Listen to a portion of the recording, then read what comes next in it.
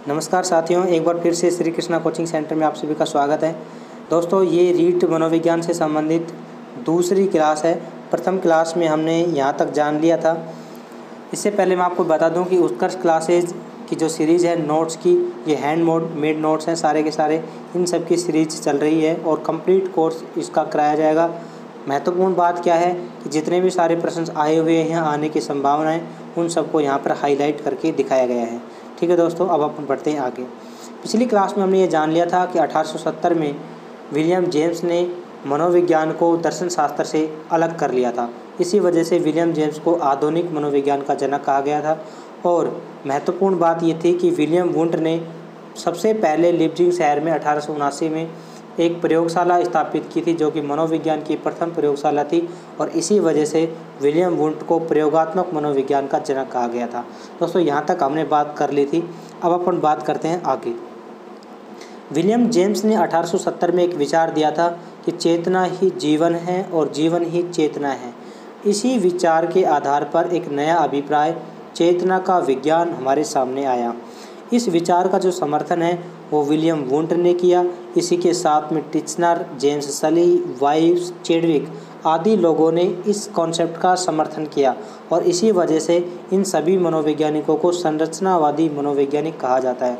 दोस्तों, यहाँ से बहुत बढ़िया प्रश्न बन सकता है कि निम्न में से संरचनावादी मनोवैज्ञानिक कौन से हैं। तो इनमें से कोई एक नाम आपको दिखाई देगा। जस्ट अपोजिट एक प्रश्न और भी बन सकता है कि निम्न में से संरचनावादी मनोवैज्ञानिक नहीं है। तो 3 तो ऑप्शन इनमें से मिलेंगे और एक ऑप्शन कोई भी व्यवहारवादी या अदर ऑप्शन में डाल देगा। ठीक है दोस्तों, समझ में आ गया होगा। अब इस नोट्स की बात कर लेते हैं। ये नोट हम पहले पढ़ भी चुके हैं कि जर्मनी के मनोवैज्ञानिक विलियम वुंट ने 1879 में जर्मनी के लीप्जिग नामक शहर पर कार्ल मार्क्स विश्वविद्यालय में मनोविज्ञान की प्रथम प्रयोगशाला स्थापित की थी। और इसी वजह से इनको प्रयोगात्मक मनोविज्ञान के जनक कहा जाता है। लेकिन दोस्तों, यहाँ पर महत्वपूर्ण बात क्या है कि हमारे सामने अभी तक 3 कॉन्सेप्ट आ चुके हैं कि मनोविज्ञान को हमने सबसे पहले कहा आत्मा का विज्ञान, ठीक है। उसके बाद में हमने कहा मनोविज्ञान को मन या मस्तिष्क का विज्ञान, मस्तिष्क का विज्ञान, ठीक है। इसके अलावा तीसरा हमने अभी कहा चेतना का विज्ञान। अब ये बात तो बहुत पुरानी हो गई कि आत्मा का मनोविज्ञान, आत्मा का विज्ञान किसने कहा, मन और मस्तिष्क का विज्ञान किसने कहा, चेतना का विज्ञान किसने कहा। वैसे आप ये बता भी सकते हैं क्योंकि ये सारी चीज़ें हम पढ़ चुके हैं। लेकिन एक नया प्रश्न यहाँ से क्या बन सकता है, वो आपसे ये पूछ सकता है कि आत्मा का मतलब निम्न में से, ऐसे देगा प्रश्न, निम्न में से कौन सा विचार या कौन सा अभिप्राय सबसे कम समय तक प्रचलित रहा। और वो आपको 4 ऑप्शन देगा। पहले ऑप्शन में डालेगा आत्मा का अध्ययन, दूसरा डालेगा मन या मस्तिष्क का अध्ययन, और तीसरे में डालेगा चेतना का अध्ययन, और चौथे में डालेगा व्यवहारवाद का अध्ययन, ठीक है, व्यवहार का अध्ययन। तो इनमें से चारों में से आपको ये बताना है कि कौन सा अभिप्राय मनोविज्ञान के संदर्भ में सबसे कम समय तक प्रचलित रहा। तो दोस्तों, इसका आंसर आपने सोच लिया होगा, मैं बता देता हूँ। इसका राइट आंसर है चेतना का विज्ञान। मनोविज्ञान को चेतना का विज्ञान कहा गया, ये आप जानते हैं। लेकिन सबसे कम समय तक प्रचलित रहने वाला जो कॉन्सेप्ट था, जो अभिप्राय था, वो था चेतना का विज्ञान। ठीक है दोस्तों, अपने इसको पढ़ते हैं आप आगे। चेतना का विज्ञान अभिप्राय सबसे कम समय तक प्रचलित रहा, ये मैंने हाईलाइट भी कर रखा है। 19वीं सदी आते आते मात्र 30 वर्षों में समाप्त हो गया था ये अभिप्राय। अब इस अभिप्राय के समाप्त होने के कारण क्या थे, तो मुख्य रूप से इसके 2 कारण माने जाते हैं दोस्तों। ये दोनों कारण मैंने यहाँ पर लिख रखे हैं। पहला जो इम्पोर्टेंट कारण था वो था विलियम मैकडूगल के द्वारा प्रसारित की गई पुस्तक द आउटलाइन ऑफ साइकोलॉजी। ये बहुत बार रीट में प्रश्न आ भी चुका या अदर टैट में प्रश्न आ चुका कि आउटलाइन ऑफ साइकोलॉजी पुस्तक किसकी रचना थी। तो ये पुस्तक थी विलियम मैकडूगल की। सबसे पहले तो ये ध्यान रखें, ये जो विलियम मैकडूगल थे ये इंग्लैंड के विद्वान थे और इन्होंने 19वीं सदी में 19वीं ईस्वी में आउटलाइन ऑफ साइकोलॉजी नामक पुस्तक की रचना की थी। ये आउटलाइन ऑफ साइकोलॉजी को ही मनोविज्ञान की अवधारणाएं कहा जाता है हिंदी में, ठीक है। अब ये आउटलाइन ऑफ साइकोलॉजी क्यों पूछी जाती है, इसके बारे में थोड़ा देख लें। क्योंकि आउटलाइन ऑफ साइकोलॉजी में विलियम मैकडूगल ने चेतना नामक शब्द की कड़ी निंदा की थी और बताया था कि चेतना एक बहुत ही बुरा शब्द है। ये जो चेतना है ये इसको दुर्भाग्यपूर्ण शब्द बताया था। अर्थात मैं ये कहूँ कि चेतना शब्द की कड़ी निंदा की थी आउटलाइन ऑफ साइकोलॉजी पुस्तक में। एक तो ये कारण रहा। दूसरा, चेतना के अभिप्राय का समाप्त होने का कारण था सिगमंड फ्राइड का मनोविश्लेषणवाद का सिद्धांत। दोस्तों ये बात तो आप सभी जानते हैं कि मनोविश्लेषणवाद का सिद्धांत सिगमंड फ्राइड ने दिया था।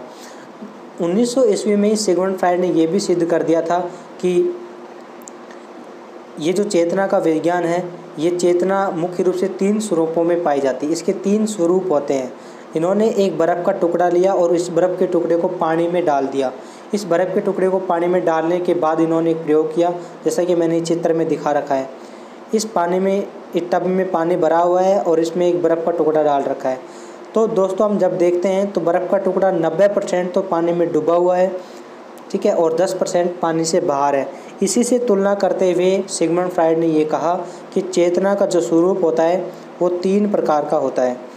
इसमें पहला जो स्वरूप होता है वो होता है चेतन, दूसरा अर्धचेतन, तीसरा अवचेतन।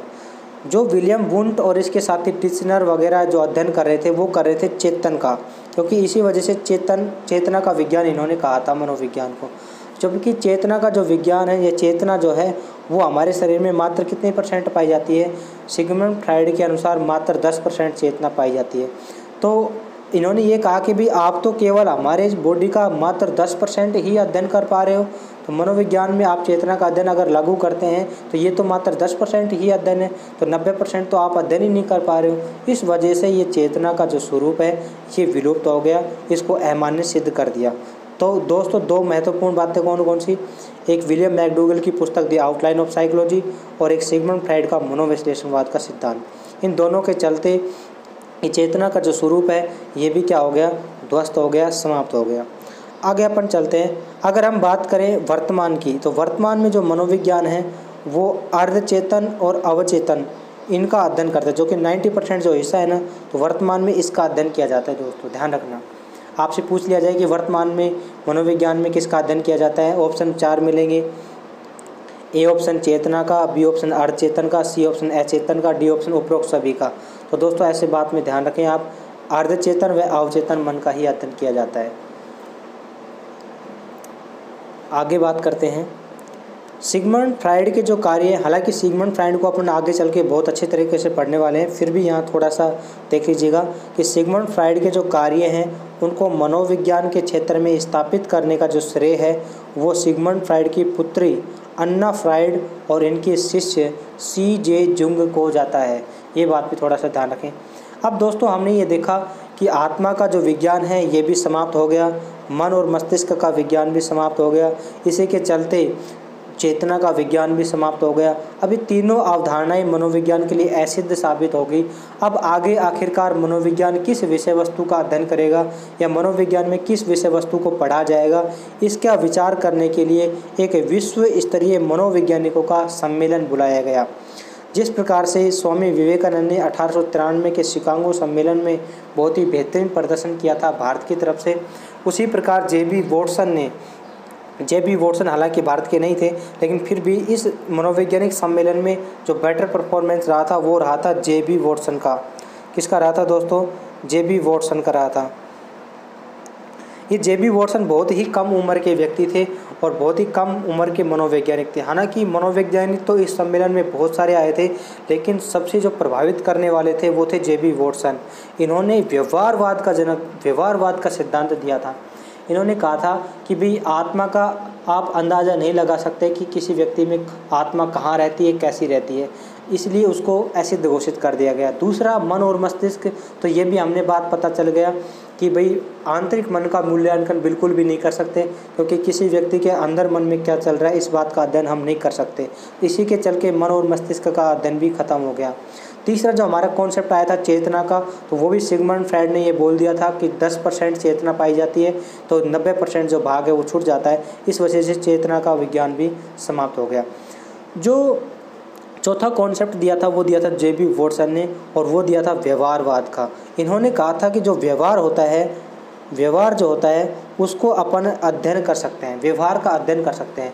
अब इन्होंने से पूछा गया कि भाई व्यवहार क्या है, तो इन्होंने कहा कि सीधा अगर अपन व्यवहार के बारे में जानें तो निश्चित रूप से जो हम क्रियाएं करते हैं या जो भी बिहेव करते हैं, जो भी एक्टिविटी हम करते हैं, वो सारे के सारे क्या होती है? व्यवहार होती है। जिन एक्टिविटियों के अपन बाहर से एनालिसिस कर सकते हैं, बाहर से देखते ही पता चल जाता है, उन सभी एक्टिविटियों को क्या कहलाती है? व्यवहार कहलाती है।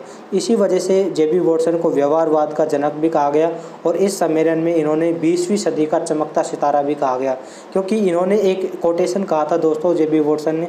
वो कोटेशन क्या था? इन्होंने कहा था कि मुझे आप कोई भी बच्चा दे दो, मैं उस बच्चे को, आप चाहो तो मैं उसको चिकित्सक बना सकता हूँ, मैं उसको शिक्षक बना सकता हूँ, मैं उसको चोर भी बना सकता हूँ, यानी कि आप जो कहोगे मैं उसको वही बना दूंगा, आप मेरे को केवल एक बच्चा दे दीजिए। इस कोटेशन से प्रभावित होकर बहुत सारे मनोवैज्ञानिक प्रभावित हुए और इन्होंने इसको 20वीं सदी का चमकता सितारा मनोवैज्ञानिक की संज्ञा दी थी। ठीक है दोस्तों, अब अपन आगे पढ़ते हैं। मनोविज्ञान का वर्तमान अभिप्राय 20वीं सदी के प्रारंभ में अमेरिकी विद्वान, हाँ ये कहाँ का था? जे.बी. वॉटसन अमेरिका का था, जे.बी. वॉटसन के द्वारा दिया गया, जिन्होंने मनोविज्ञान का अर्थ व्यवहार का सकारात्मक विज्ञान का अध्ययन कहा। ये बहुत इंपॉर्टेंट है। आगे इसकी परिभाषा जब अपन देखेंगे तो वहाँ पे भी अपन इसी कीवर्ड से पकड़ेंगे कि सकारात्मक विज्ञान कहने वाले व्यक्ति कौन थे, तो वो थे जे.बी. वॉटसन। जे.बी. वॉटसन के द्वारा दिए गए इस अभिप्राय के आधार पर मनोविज्ञान को व्यवहार का अध्ययन कहा गया। इसके जो समर्थक थे वो थे Thorndike, McDougall, Skinner, Kolesnik, Crow and Crow, C.L. Hull, Murphy, boring, मन, लैगफील्ड इत्यादि मनोवैज्ञानिकों ने इसका समर्थन किया और इसी वजह से इन सभी मनोवैज्ञानिकों को व्यवहारवादी मनोवैज्ञानिक कहा जाता है। दोस्तों इस बात को भी थोड़ा सा ध्यान रख लीजिए। वुडवर्थ ने भी इसका समर्थन किया था और वुडवर्थ ने इसका समर्थन करते हुए एक अर्थ यात्रा परिभाषा दी थी। वुडवर्थ की अर्थ यात्रा परिभाषा काफ़ी एग्जामों में पूछी जा चुकी है।